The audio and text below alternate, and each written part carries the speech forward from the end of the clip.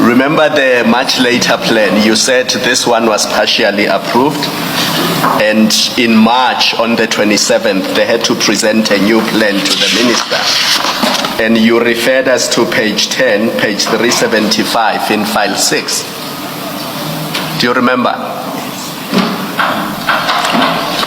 On this, the one on page 10? Yes, in file 6, remember? You see, Chair, this one, quite honestly speaking, I see it for the first time. No, listen to me, General.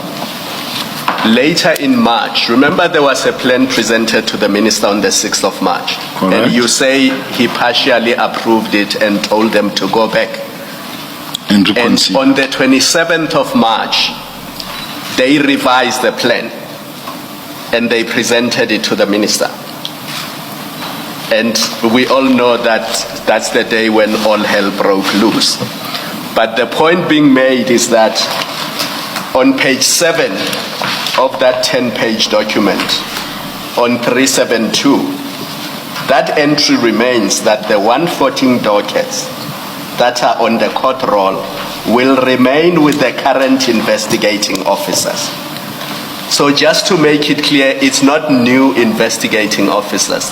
It's the same investigating officers.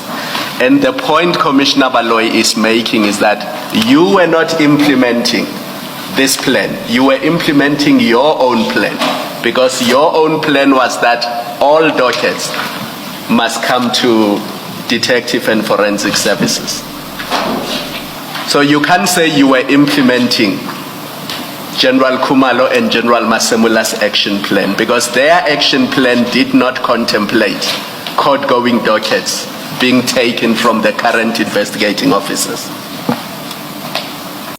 General, unfortunately, that does not answer my question. Okay. All it does is to say that this happens and then you have to bring in a new detective. That's not what, and then the new detective has to then look at the content.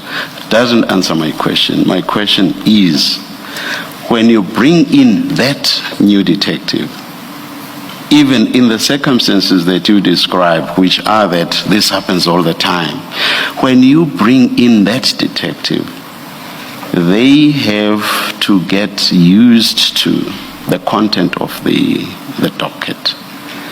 And if the content is complex and what needs to be done by way of an investigative process is also complex, that new investigator will take a bit of time to get used to that docket and also to know what needs to be done. Even in the circumstances that you refer to, which you say happen all the time, surely that must be the position. You can't walk in and within 2 hours you know what you need to do, not in respect of a complex docket and complex investigation. This is only logical. Do you agree? I fully agree. Yes. Now, do you agree that these two, in addition to the earlier disruption which you have accepted, do you agree that these two would be disruptive to the investigative process? The fact that in circumstances where you already had PKTT investigators, you halt everything and you bring in new investigators, that too was going to be disruptive to the investigative process. That is correct. Yes. So again, I make my earlier point that your 84.2 was meaningless. Disruption was simply inevitable. The docket must not leave KZN. Yes. I just want to understand that question. Yes.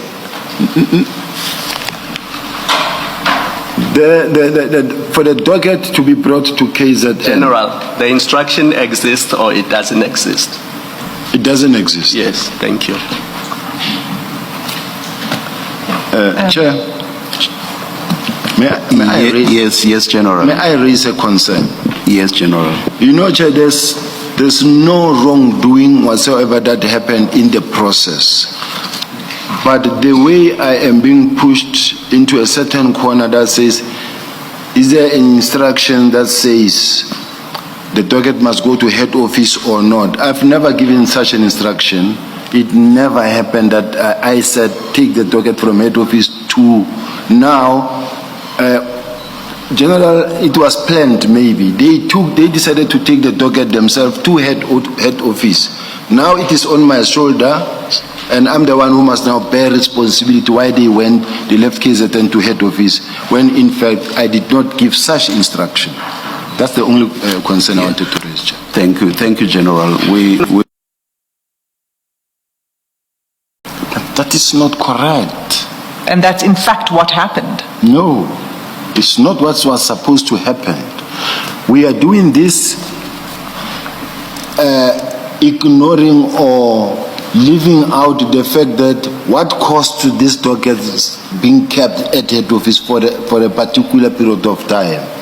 Had it not been the fact that General Mkhwanazi rejected the docket, we wouldn't be sitting here. Can you just be specific? When he rejected the dockets, when? When immediately after these dockets, there was a handing over. And they then called him and said, we are bringing the dockets, and he rejected them. That is Put differently, disruption of investigations was inevitable. Do you accept that?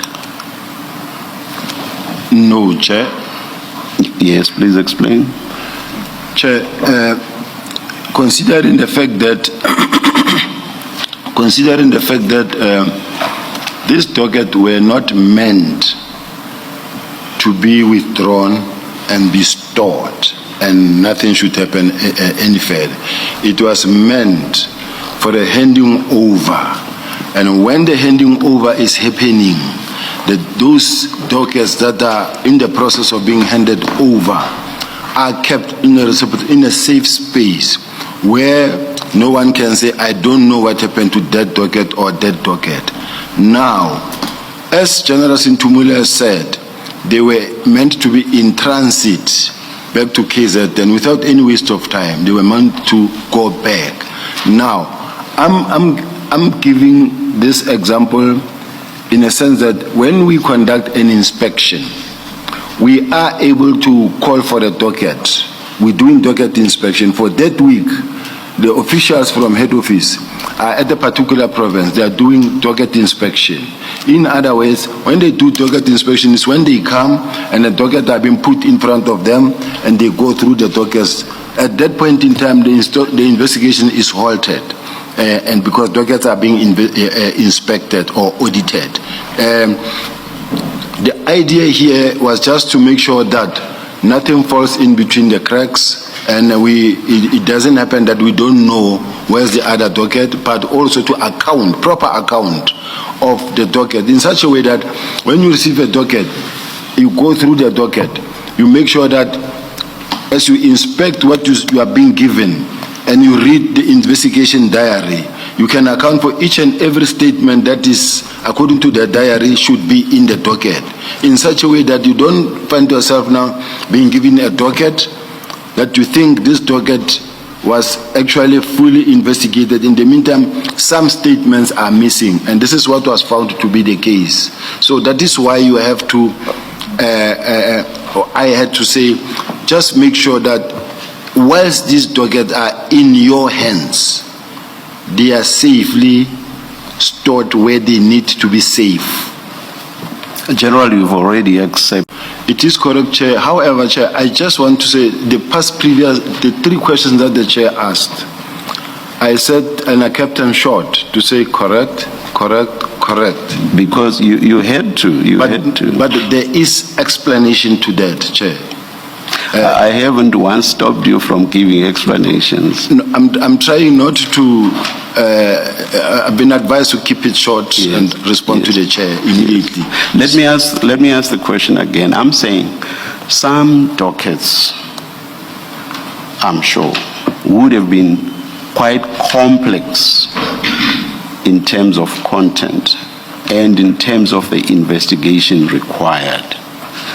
And that would have taken the detective quite some time to get used to that content and to know what next steps to take in the investigative process. Is that correct?